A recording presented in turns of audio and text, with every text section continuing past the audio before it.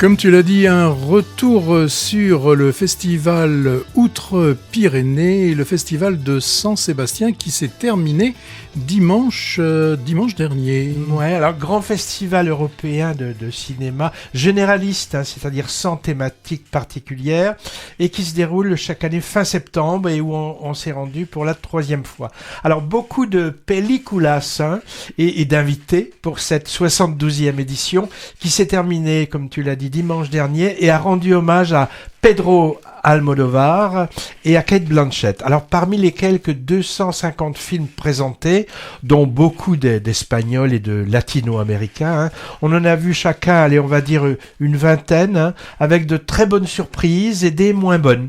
Alors on parlera en détail de certains quand ils sortiront sur nos écrans, s'ils sortent. Alors, il se trouve que beaucoup de ceux qu'on avait choisis, un peu par hasard parfois, ont été primés à divers titres.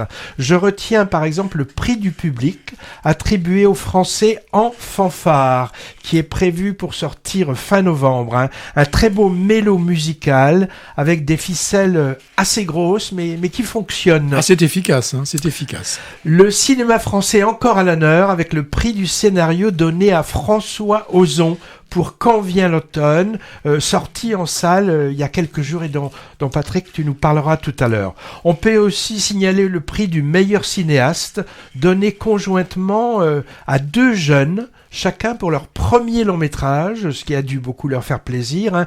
D'abord à une réalisatrice portugaise, s'appelle Laura Carreira, pour le très bon La Chute. Sans doute un de nos préférés communs, sur la vie d'une travailleuse portugaise, employée dans un gigantesque dépôt genre Amazon en Écosse.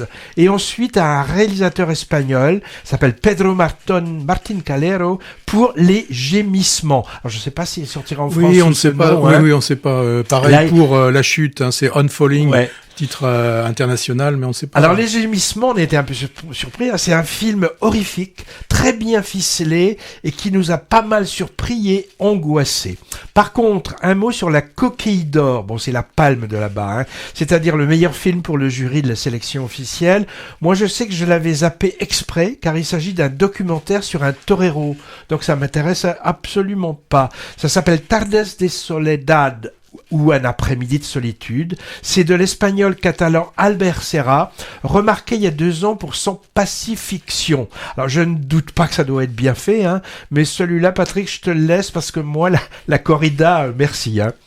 J'en cite un dernier parmi mes préférés. Alors on le verra sans doute sur les écrans français, je pense. C'est l'américain Conclave, sur l'élection mouvementée d'un nouveau pape. Thriller au Vatican, vraiment passionnant, avec Ralph Fiennes et Isabella Rossellini. Un mot ajouté, Patrick, ou tu passes au premier film? Oui, non, mais tu n'as pas parlé de... Il y a Pierre Lautin qui a eu un prix aussi pour le film Quand vient l'automne. Dont tu vas juste nous parler, justement.